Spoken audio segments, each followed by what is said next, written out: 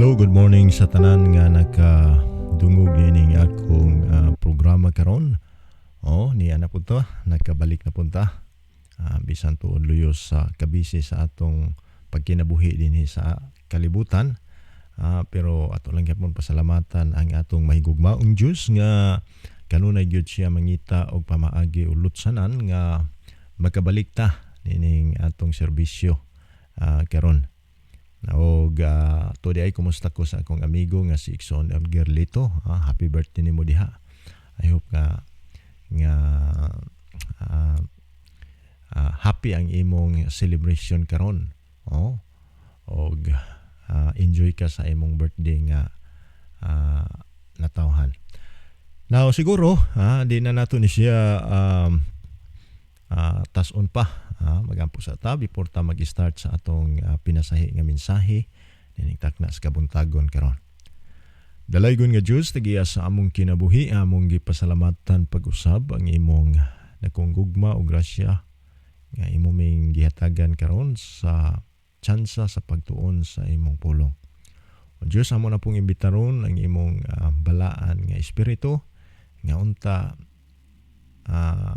imo ming giyahan karon hatagan sa kaalam sa pagsabot nga unta among masabtan pag-ayo kining kamatuoran nga imong ipasabot kanamo. Og salamat o Dios nga imo ming gipasaylo sa among mga kaluyahon usab, og salamat usab sa pagtubag sa among mga pagampo tungod lamang sa ngalan ug gahom ni Ginoong Hesus nga among bugtong manluluwas. Amen. Higala igsoon kadtong miaging semana atong ginahisgutan kining topiko nga nag-uluhan og the closeness of Jesus' return on this planet. So mo ni siya ang atong ginatun-an og part 1 to siya katong miaging semana nga akong ginahisgutan, o kini siya part 2 ni siya. Usa lang ni siya ka topic pero ako ni siyang gibahin tungod kay sa ako nang gikaingon taas-taas ni siya nga topiko. Pero ako ni siyang gibahin sa duha. Og atong nasayran nahibaluan nga ang ilhanan sa pagbalik ni Kristo, sign of Christ's return, adunay ulum ka mga categories nga nagpaklaro, nagpahayag mahitungod sa iyang pagbalik. Ug ngani atong ginatun-an ang matud pagkaalam nga nag-uswag sa atong generation karon. Og dili na siya ikadinay, dili na siya ikalimod nato, kay ato nang nakita, ato nang nasaksihan nga ang kaalam sa tao taas gyud kaayo og nag-uswag gyud kaayo. Ngani sa gamay pa ko sa ako nang gikaingon, dunay kalahian sa atong mga gamit karon. Onya, arita sa ikaduha nga akong ginahisgutan katong miaging semana kining political problems. O gato nang nasayran nga kining political problems dunay gyoy problema. Dunay problema tungod kay imong nakita dunay panag-away-away. O gani ang atong mga nasod karon dunay mga pagpreparar sa mga gubat. Nakita gyud nato ang Israel, ang Russia, sige gira. Kini siya hinungdan ni siya sa atong mga leader, mga politikahanon nga mga leader nga wa magkauyon. Kay gusto mo pataas, gusto pud og kagamhanan. Ana man gyud ni kay prediction man is Biblia mga higala igsoon nga ana ang mahitabo sa adlaw sa katapusan. Onya ang ikatulo katong gitawag geographic problems. So mao ni siya ang atong ginahisgutan nga kining calamity karon sa kalibutan hilabihan kadaghan. O ngani atong sayran na hibaluan nga hilabihan ka init sa panahon karon. Dito sa India, sa Saudi Arabia, sa Amerika, halos daghan kaayo ang nagbothered tungod sa kainit sa atong panahon karon.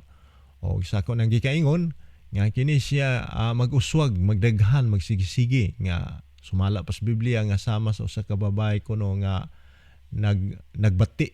O ako na ni siyang gi-explicar ninyo nga kung ang usa ka babae magbati, kung magbuntis nga panahon nga mga nakay na siya, every 5 minutes undang-undang ni.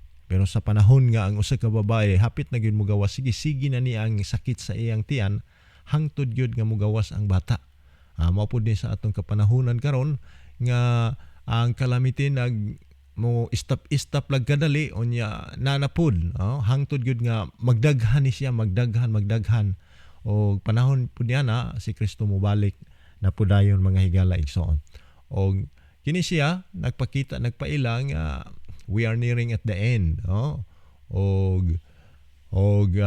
ato nakita pud sa mga tao karon nga murag normal na laman sa atong pagkinabuhi, murag wala laman, gibaliwala lang o wa sila masayod nga kini di ay pagpahibalo nga ang Kristo nga tuag langit karon mobalik na og hapit na gyud siya mobalik. Og mao na nga karupong taknas kabuntagon karon ato po ning hisgutan kining tutulo nga kabahin sa unom ka categories, kining economic problems o kining moral decline. Unya ang ikaunom kining religious problems. So mao ni siya ang atong pagahisgutan og hatagan sa pagtagad karon niining takna sa kabuntagon karon. Unahon tani sa paghisgot kining economic problems. Kining economic problem. Unsa ka tinuod mga higala igsoon nga dunay gyoy economic problems. Ang Biblia mga higala igsoon atong masabot dinhi sa Proverbio 22:16.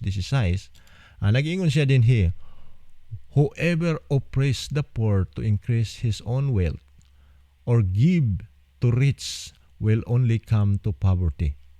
So patod pa dinhi, so kadtong naghatag sa mga dato, kadtong naghatag sa mga dato, mahulog laman sa matod pa kapobrehon. So mao na mga higala igsoon nga dinhi mo masabot nga kung kita atong gipakadato ang dato, mo sangtop na ngadto sa kawaladon.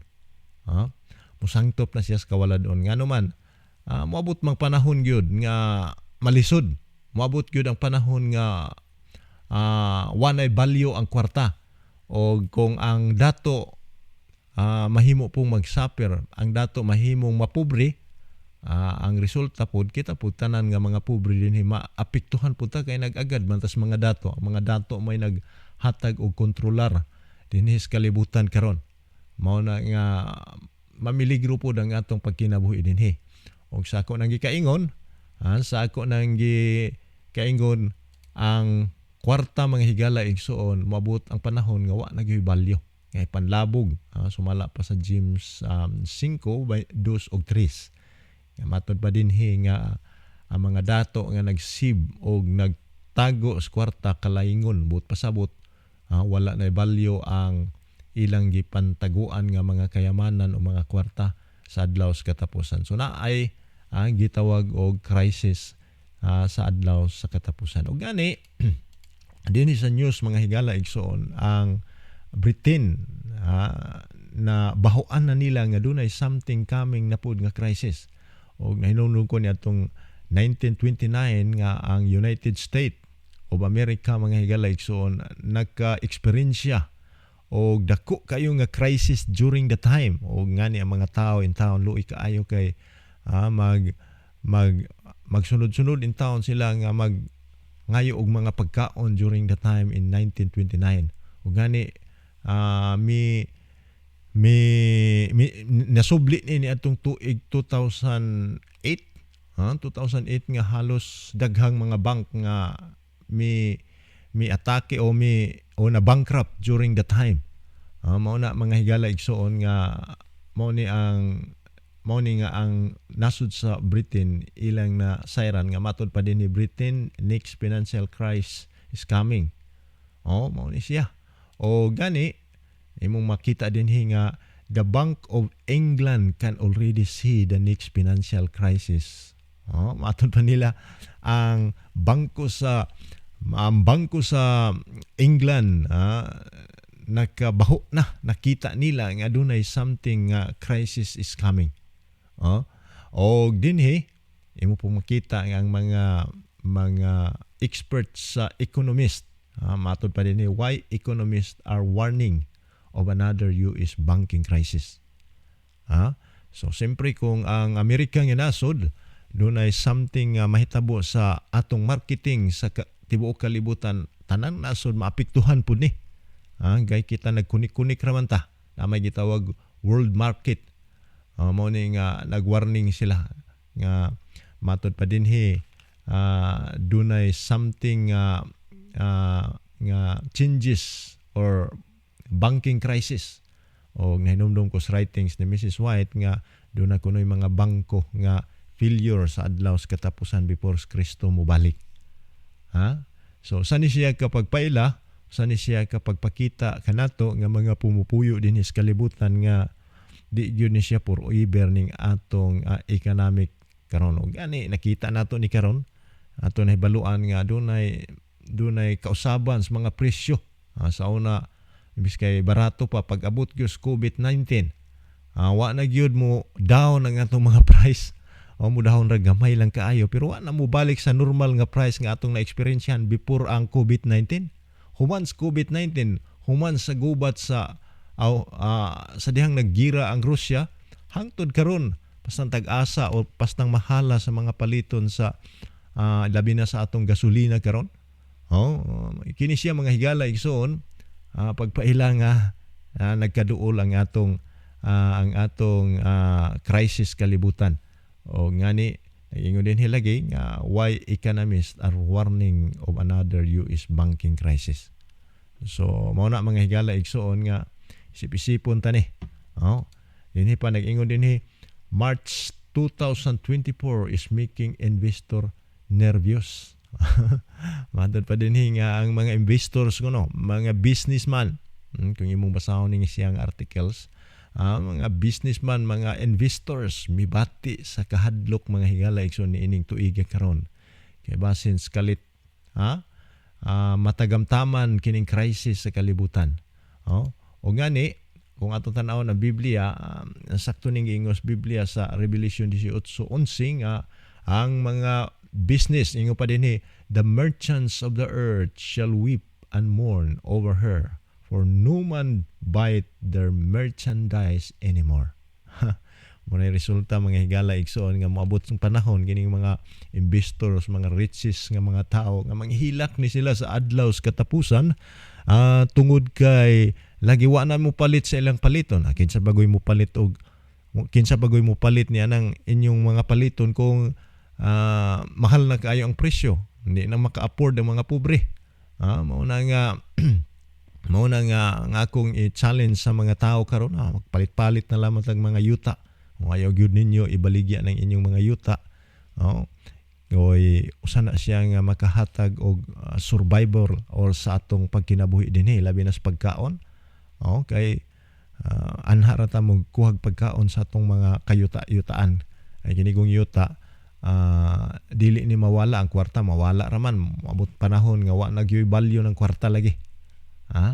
So mao nang mga higala igsoon, be prepared sa crisis nga coming mga higala igsoon. O gani dinhi imong makita nga the world economic is in trouble. Ang world economic kuno, world economic mo ni siya ang World Bank or unsa baron nga world nga marketing nga matrubol gyud. Mao nang atog yung siguruhon atong paningkamutan nga dili ta magsuffer ni anang abot nga crisis kalibutan. O plus do na pay mga gira, mga gubat, do na pay mga calamity, for sure mga higala igsoon maapektuhan ang atong economic problems. Kini siya nagpaila nga moabot gyud ding panahon na kay tagna man sa Biblia. Di man nato na siya i-deny. O kini siya nag-start ni sa atong kapanahunan karon. Mo na nga ready ta o ma-ready lamang ta, masipti lamang ta sa atong pagkinabuhi dinhi kung naay Diyos sa atong kinabuhi. O gani dinhi sa YouTube, kung doon na mo mga YouTube diha pwede ninyo ning siyang tan-awon sa mga economist nga tao, matod pa din sa title, How to Survive the upcoming financial crisis. Mao ni silang ilang conversation kibali kung unsaon nato sa pag-survive ni ining economic nga financial crisis kalibutan. So wa ta masayod kanus-an ni siya, pero nabahuan na nato, nakita na nato nga there is something changes sa atong economic nga problema, o kanang atong mga kwartas bangko basig mahug na lamang na sa hangin when the time of crisis come. Muna nga kung mahimo gamitan na ang inyong mga kwarta karon sa pagpalit og yuta, nga maka-sibta og mga pagkaon, hindi na ta sigig mag-agads market pa. Mayo nang mag-individual ba ta nga aron ta maka-survive sa crisis o kining gitawag nga crisis kalibutan. Og arita sa ikaduha mga higala igsoon, kining moral decline. So ning moral decline? Kining moral decline but pasabot ba nga ang kinaiyas tao mi ubos. But pasabot wa na ta sa estandarte nga kinaiya nga iya sa Dios nga kinaiya gikan pa sa Garden of Eden. O layo na kaayo ang atong kinaiya sa matuod nga estandarte nga kinaiya. O ngani ang Biblia mga higala igsoon, klaro siya nga nagpahibalo nagpakita din sa 2 Timoteo 3:1 ug 5 nga mao gyud ang mahitabo before si Kristo mobalik. Dinhi nag-ingon, "This know also that in the last days perilous time shall come." Nga sugutag dili nga sa katapusang panahon moabot unya ang malisod sa ni kakalisod. Yung padayonon sa Dios naging for men shall lovers of their own self. Kay ang mga tao kuno mahigugmaon sa ilang kaugalingon. Covetous, boasters, proud, blasphemers, disobedient, so mo ni siya. Unthankful, unholy, without natural affection, trust breakers and false accusers, incontent, fierce, despisers of those that are good. So mao ni ang behavior o kinaiyas mga tao before Kristo mobalik, ug ato ni siyang nakita karon. Ato ni siyang nasaksihan sa atong generation karon unsa ka ngilad ang kinaiyas tao. O ngani sa statistic mga higala igsoon, kung imong tan-awon din nag-ingon siya din nga 97% of teenagers have lead to unparents or guardian. O na nga 97% kuno nga ang ginikanan magkinahanglan nga maggiyas mga anak. Kay kining mga anak nato ron mga higala igsoon pastilano aran kadako na og kausaban kung imong i-compare kaniadto sa unas gagmay pa mi. Ang maglakaw mi sa ding matulog ang among lolo, magkinto gyud mi. Pero karon matug ka imong anak mo labay na aran kasaba. Usahay mo ingon ning anak nga ikaw ray amahan nga way respeto sa anak. Grabe kalahi na gyud kaayo ang kinaiyas mga anak karon mga higala igsoon kung compare nimo kaniadto. Dunay kalahian, murag wa nay respeto ba. Mao ni ang problema sa atong mga batan-on karon, mga teenagers. Taas or grabe kaubos ang kinaiya nga ilang nakaplagan karon. O kini siya pagpaila ni mga higala igsoon, pagpahibalo ni kanato nga mga tao nga Jesus is coming soon. O ngani dinhi nag-ingon siya, why every generation think people were nicer in the past. Now sa akong nanggiingon sa atong generation karon, kung atong i-compare kaniadto sa ilang generation lagi, mas bitter kaniadto kay murag lahi og kinaiya gyud. Sa atong generation karon pastilan. Kung imong bunalan ang bata, matrubol kas gobyerno usahay. Mo nang usahay mga higala igsoon, usahay hilabihan na gyud ka lahi. Lahi na gyud kaayo ang kinaiyas mga tao karon. Mao lagi ning ingon nga ang generation nato karon kung atong i-compare kaniadto, mas nicer lagi kuno kani adto kung i-compare nato. Og dinhi dunay statistic record nga gi survey sa Amerika matud pa dinhi nga record high 50% of American rate and US moral value is as poor. So ilang na diskubrihan nga 50% nga ang moral value grabe gyud ka pobre. O ngani ilang gikwenta din ingon na 37% says it is only fair. Onya just 1% think the state that the moral value is excellent. 1% mga higalaysyon makalilisang. Og 12% is good. So mao ni siya mga higalaysyon ang survey nga ilang nakita. O ngani sa tibuok kalibutan gisurvey nila ni kung unsa ka dautan gyud ang atong kalibutan karon. Matod pa dinhi nga 83% believe that moral are in decline. So nagtuo sila nga 83% nga ang kinaias tao hilabihan gyud pag-down sa tibuok kalibutan. O ngani ato ni siyang mahibaluan karon mga higalay so nga mismo ang atong mga government karon nga mi-adapt na ni ining gitawag og homosexuality marriage. Ang atong mga gobyerno, mga politika mao ini akseptar ni ini. O ngani sumala pa dinhi sa na-record sa news sa ABS News nga aduna kunoy 195 aron kung ako masayop 195 nga miduso nga pwedeng kaslo na ang mga lalaki ug babae. Og dunay ubay nga mga nasod gyud nga midawat ni ini, mi-accept. Dunay uban pod nga wa mo dawat ni ini pero still processing pa. Kanang tanan pero di ni siya angayan dawaton kay makabungkag ni sa makadaot ni sa hulagway sa atong kinaiya sa tao. O ngani tungod ni ini nga mga pamaagi, tungod ni ini nga pag-akseptar ni ini nga balaod ang ato pong mga simbahan karon mi dawat pud ni ini nga pwedeng kaslon ngani usa sa atong mga leader sa Kristyanismos kining atong Santo Papa nga matud pa niya pwede na nga blessingan ang same-sex couples. Makalilisang mga igala ikson imbes kay diha pa to nagsugod sa government karon mikuyanap na sa atong religious na. So mao ni siya hilabihang gyud kang ilad sa kinaias tao. Ug mao ding giingon sa Biblia sa Mateo 24:12 nga and because of lowliness will abound the love of many will cold. Matod pa dinhi the love of many will grow cold. Tungod sa matod palagi kadautan mo uswag unsa resulta ang gugmas kadaghanan mo bugnaw.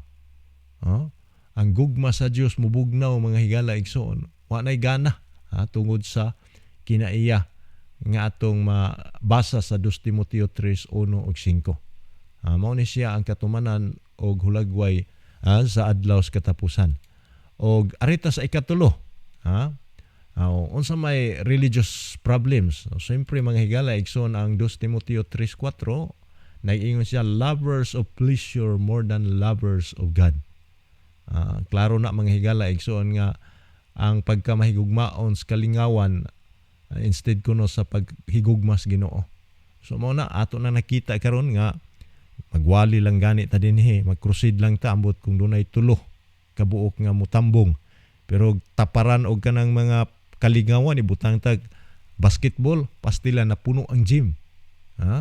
Pero kung magwali ta wa gyud mutambong. Bisag dinhi lang YouTube gani magwali-wali ta dinhi. O about Ginoo wa gyud maminaw way mamati nato gamay lang kayo ang atong mga followers pero anha sa kalingawan minilyon ang mga followers mga higson usa ni siya kakatumanan usa ni siya kapag paila ngani atas katapusang panahon usa ni siya kapag pakita nga dunay problema sa relihiyon nato o kining ikaduha nag-ingon 2 Timoteo 3:5 na having a form of godliness but denying the power of thereof. So dunay mga tao karon nga muadto og simbahan pero ang hulagway lang murag balaan ba, pero ang tinud-anay nagdumili sa gahom sa Ginoo. Tinuod na siya mga higala igsoon, kay do na may mga tao karon nga maadtog church, dasig kayo nimo tan-awon, dala-dalag Biblia, magbitbit pa usahay anha sa pulpito, pero ang reality mga higala igsoon, ang hunahuna o kasing-kasing wala diha sa church. Tuwa lang sa business, tuwa lang sa mga transactions gawas o kalingawan. So mao na siya ang giingos Biblia nga nagbaton lamang sa pagkahulagway sa pagka-Diyos nun, pero sa tinud-anay namakak di ay kay wala mahibalo sa gahom sa Ginoo. O kini siya pagpakita ni siya pagpaila nga adunay problema sa religion. Og ang pinaka-worst gyud mga higala igsoon kining mabasa nato sa Mateo 10:22. Imo na siyang mabasa sa Mateo 10:22 nga naghisgot dinhi mga higala igsoon nga ingon siya dinhi, you will be hated by everyone because of me. Because of me. Mao na siya mga higala igsoon nga dinhi klaro kaayo nga moabot ang panahon. Moabot ang panahon nga ang mga tao masuko ni adtong magsampit ngalan ni Kristo mga higala igsoon. Matrubol ang mga tao ni ana. O ngani sa Revelation 13 dinhi imong masabot maklaro nga dunay pagkontrol sa kalibutan. Dunay pagkontrol dinhi sa kalibutan nga kung dili ka mapatikan sa marka sa mananap nga mapintas, which is maong yawa, naghimo nini i-withdraw ang imong financial crisis. Ang imong financial support sa earth mga higala igsoon, i-withdraw diha, o mamiligro ang atong pagkinabuhi dinhi kay kung naa kay patik sa Dios, siyempre mamiligro ka kay mo man ang katapusan gyud nga pag-squeeze sa katawhan dinhi unsa ka kaluyal sa Ginoo. So mao na nga trouble gyud ta.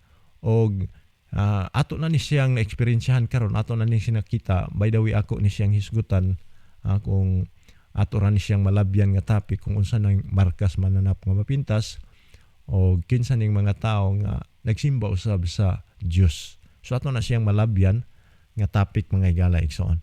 Og akong sublion sa pag-ingon, atong nakita kining mga unom ka kategories pagpaila sama ni ining kahibalo nga mag-uswag. Og I believe nga kini nga mga pamaagi sa pag-uswag mga higala igsoon sa kahibalo gamito ni nga taktika siyawa. Okay, ngani dinhi lang sa atong cellphone karon imong makita nga bisag mag-istoryar ka usahay mamonitor na ka sa mga naghimo nining cellphone. Believe it or not mga higala igsoon, sige tag sulti-sulti din unsay atong mga istorya sa cellphone. Ang tinuod na record na mga higala igsoon hibalwanta nila. So ana na mga igsoon sa gamito ni siya nga opportunity siyawa kini nga pamaagi kay gusto man siyawa nga mahimo siyang mag-control sa tibuok tao dinhi sa kalibutan. O kining ikaduha kining political problems, gamiton po ni nga pamaagi siyawa, gusto po dun yawa nga makiyos ning kalibutan, unya gusto niya nga muhari po siya dinhi sa kalibutan. O kining geographic problems, iya po ning gigamit nga mga pamaagi mga higala igsoon nga makiyos ang kalibutan aron nga ang tao magkahuna-huna o aron ang tao masuko sa Ginoo. Nya mo simba tuod sa Ginoo, ang uban mahadlok lagi kay mobalik sa Ginoo, pero lahi na ang pagsimba nila kay na-deceive naman sa mga pamaagi siyawa nga mga butang sama ni ining usab kining economic problems. Kinsa bagoy di mahadlok nga kining economic problem kung mag-shutdown tanon marketing, unsa pa may kanon nimo, unsa pa may imong makaon ni anang panahon na.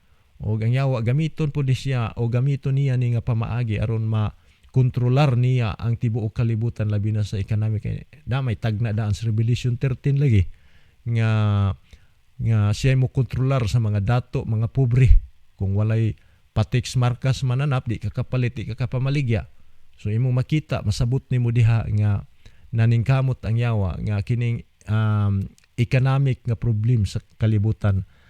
Mudaon gyud ni aron iyang ipataas ang iyang sistema nga ekonomiya sa pagkontrol sa mga business dinhi sa kalibutan. Kay gusto niya nga siya mo ay mag-leader. Gusto niya nga ang tao mapatikan sa iyang marka. So mao na siya ang iyang pamaagi nga gigamit niya ni nga mga sistema nga makiyos ni mga higala igsoon. Unya kining moral decline. Gamiton gyapon ni siya kay usan niya ka sistema o taktika nga ang tao mahilayo sa relasyon sa Ginoo nga pinaagi sa dili maayo nga kinaiya ang tao unsa man dili na mo tuon ining mga religious mao nang dunay problema sa relihiyon mga higala igsoon. So kining unom ka mga categories, kining unom ka sistema usan ni siya kapag paila nga si Kristo usab is coming. Pero iyaning gamito ni siya nga opportunity niya nga ang tao mahiduol niya o ang tao madeceive niya before si Kristo mo balik dinhi sa kalibutan. So mao na mga higala igsoon nga gikinahanglan nga atong isip-isipon o huna-unaon kini nga we are nearing at the end mga higala igsoon. O kung imo ni siyang nakita, imo ni siyang naobserbahan sa atong kapanahunan karon, unsa may atong buhaton, kung atong basahon ang Lucas 21:17 nag-ingon siya, now when these things begin to happen, look up and lift up your heads because your redemption drew near. So alang sa mga Kristohanon, alang sa nagapaabot sa pagbalik sa Ginoo. Unsay giingon dinhi? Kung nakita o kung nagsugod daning mga butanga, imong ihangad ang imong ulo ngadto sa langit. But pasabot niini mga higala igsoon, i-focus, i-prioritize nato ang espirituhanon nga mga butang nga gi-offer sa Dios kanato karon. Mao na nga hangyo ko sa mga tao nga wa pa makadesisyon sa pagduol ni Kristo. Kini nga panahona karon ang pag-isip-isip o panghuna-huna mga higala igsoon. Kay klaro o tataw o dayag nga kining kalibutan na di gyud ni siya for over. Di ta sige focus o kining mga butang sa kalibutan. Ang atong i-focus mga higala igsoon ang mga butang nga langitnon nga gi-offer sa Dios matag usa kanato aron ta makabaton sa kinabuhing walay katapusan. So think about that mga higala igsoon. Ayaw paabta na og mga ugma pa. Karon gyud nga panahon na kay wa mata masayod sa atong kinabuhi. Dawata kining iyang kamatuuran nga akong gipabati ninyo, akong gipadungog ninyo. Kini lang ang hangyo sa Ginoo. Kay naagyud tay gitawag kinabuhing walay katapusan. So siguro mga higala igsoon, di na lamang nako tason, di na lamang nako padayunon kining akong wali, di na lamang ko kutob kini ang inyong higala sa kahanginan manamilit sa matag usa kanato. Ang Ginoong Dios magapanalangin. Amen.